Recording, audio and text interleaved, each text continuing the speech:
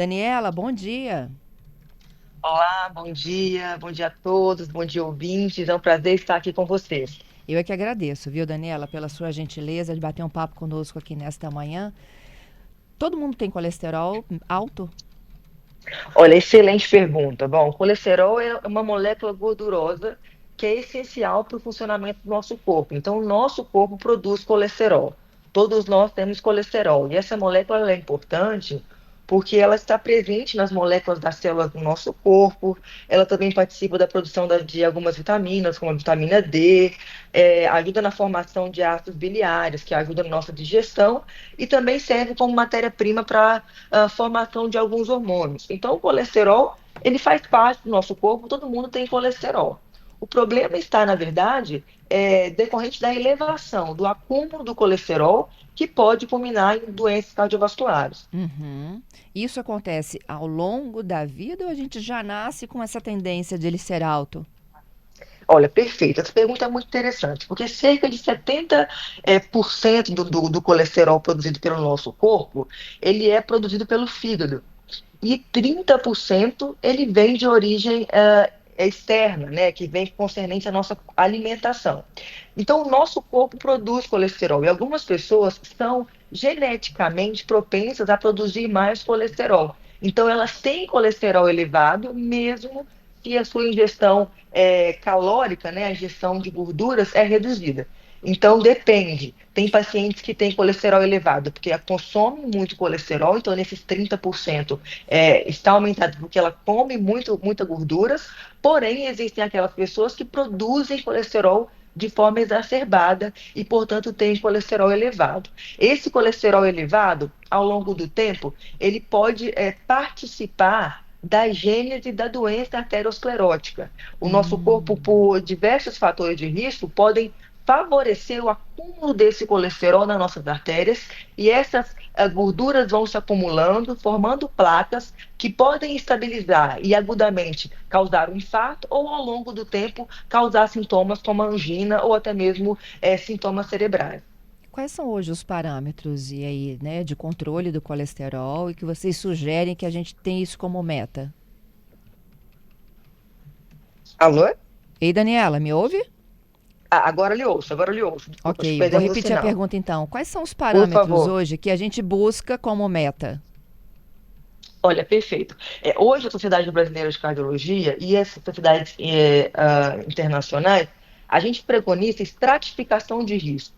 Muito mais do que o valor do colesterol é saber qual é o risco que o paciente se encontra. Naqueles pacientes hoje que já têm uma doença arterial coronariana estabelecida ou cérebro vascular, já tem alguma placa de gordura nas carótidas ou até mesmo nas artérias periféricas, esses pacientes são de altíssimo risco cardiovascular. Nesta população, o nível de LDL tem que ser inferior a 50 a 55, a depender da diretriz.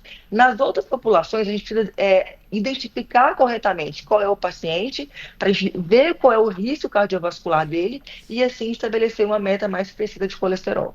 Entendido. Cada vez mais eu percebo que a gente tem metas mais ousadas, não é isso?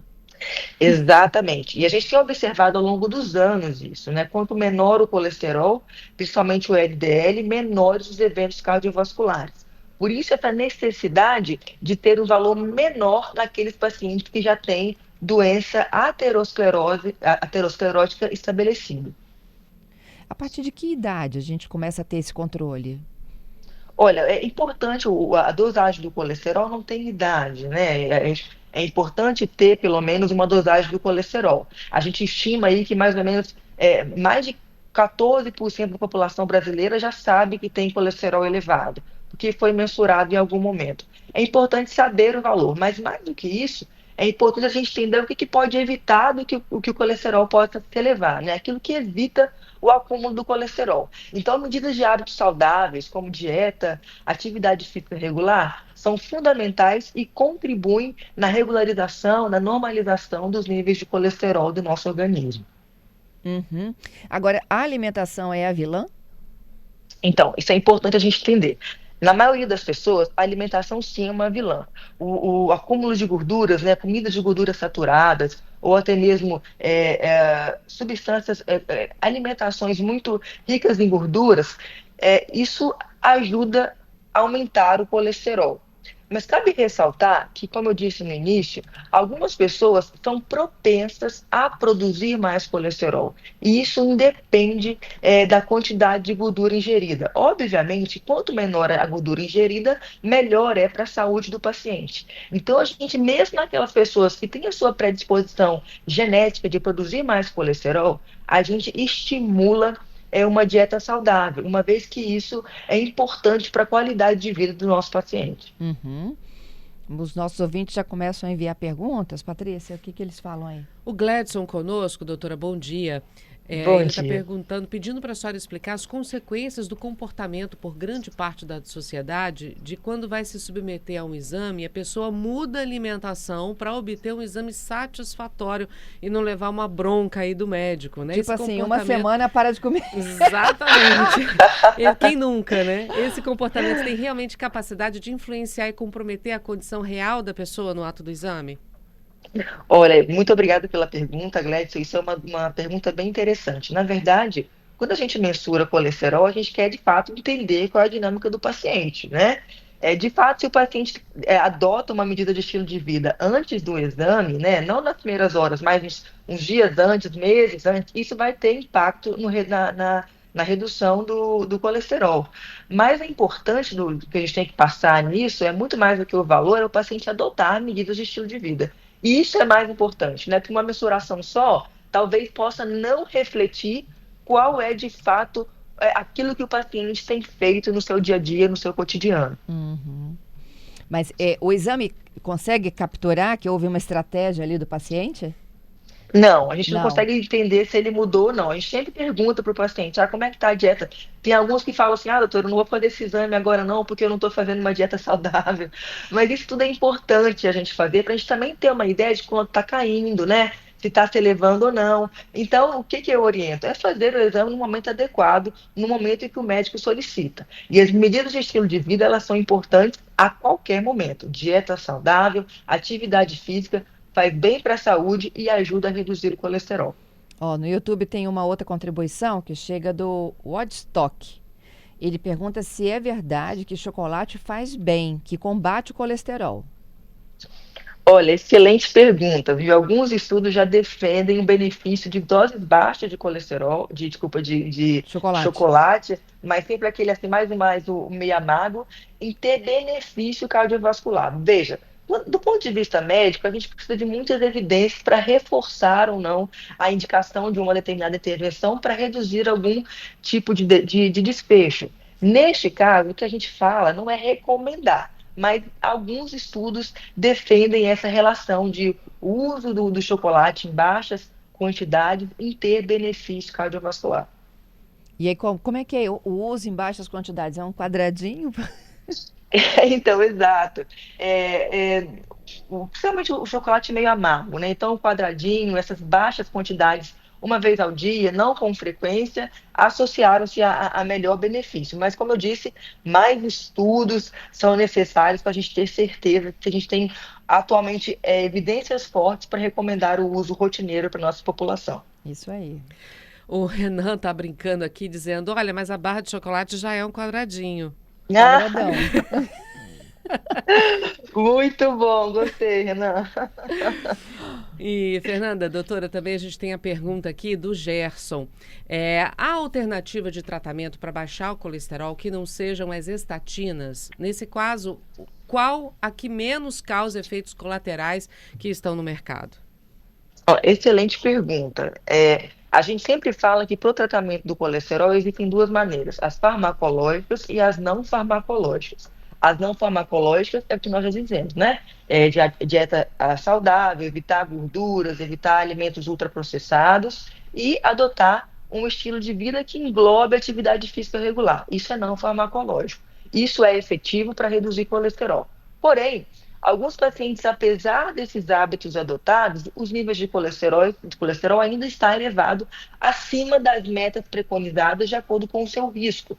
Neste cenário, a gente indica medicações precisas, que são as estatinas, as mais comuns e utilizadas, porém existem outras medicações que atuam em mecanismos distintos, né? Ezetimiba atua principalmente na absorção intestinal do colesterol, e existe agora, na atualidade, algumas medicações que são novas, que são medicações não ingeridas por via oral, que podem ser administradas por via subcutânea e que são efetivas na redução do colesterol. Veja, cada medicação ela tem a sua indicação precisa e, portanto, a avaliação médica é imprescindível.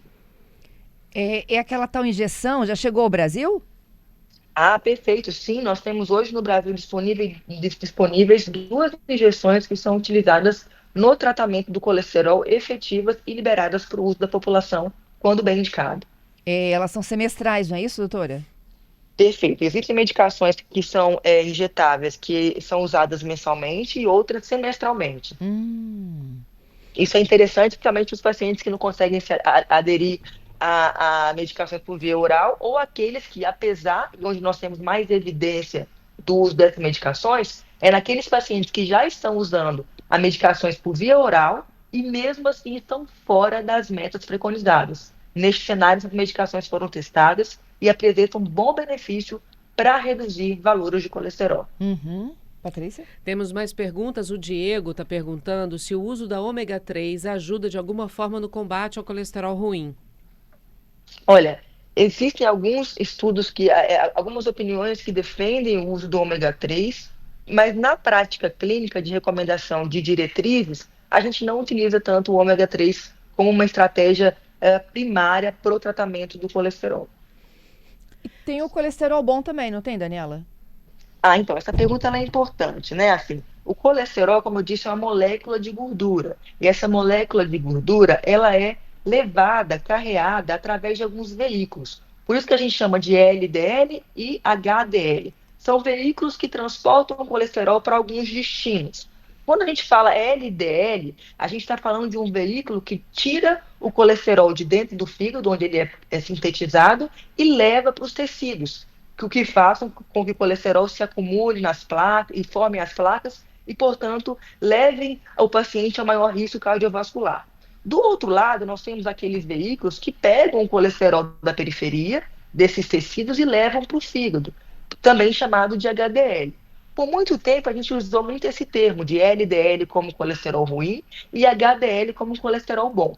Porém, nós temos que tomar cuidado com essas informações, porque, veja, existem estudos que já mostram que o paciente que tem vários valores elevados de HDL, eles apresentam risco cardiovascular também elevados. Na verdade, então, esse termo de LDL, HDL como bom ou ruim, talvez não seja tão apropriado, mas existem diferenças nessa nomenclatura, principalmente se tratando de veículos, de onde que está saindo o colesterol e para onde ele está indo, de onde está voltando, coisa do tipo. Isso. Perguntas? Temos a pergunta da Poliana agora. Ela está perguntando se existe algum chá natural que possa beneficiar com a redução do colesterol. Olha, a gente orienta, na verdade, medidas de estilo de vida. Dieta saudável, atividade física, reduzir injeções de gordura. Obviamente, existem várias propriedades alimentares que se acreditam que podem ajudar na saúde física, na redução de colesterol. Porém, hoje, do ponto de vista clínico, e que tem mais evidências, mais estudos que reforçam o uso e são implementados e defendidos nas principais diretrizes nacionais e internacionais, ainda não se engloba chá no tratamento de colesterol. Caminhada, atividade física?